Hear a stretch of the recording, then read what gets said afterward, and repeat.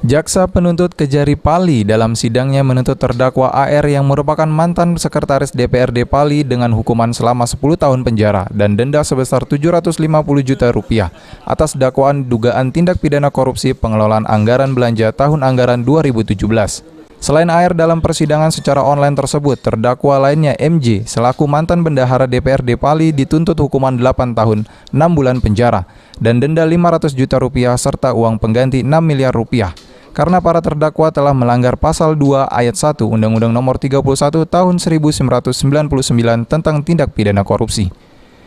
Tuntutan terkait perkara tindak pidana korupsi atas nama Arif Firdaus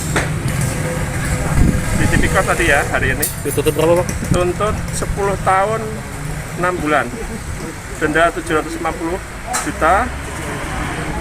Dendanya denda 700 ya, uang penggantinya baru 7 miliar 7,6 miliar sekian, nanti ini di kopi ya.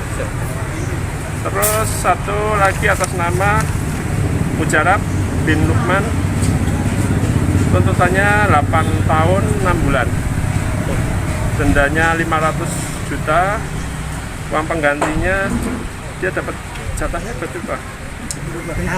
Bendahara ya, 700 gitu ya? Iya, sudah ada memulangkan jadinya 6 miliar. 6 miliar sekian ya. Ditambahkan Agung, setelah sidang pembacaan tuntutan akan dilanjutkan kembali dengan agenda pledoi atau pembelaan dari terdakwa pada minggu depan. Aji, PAL TV.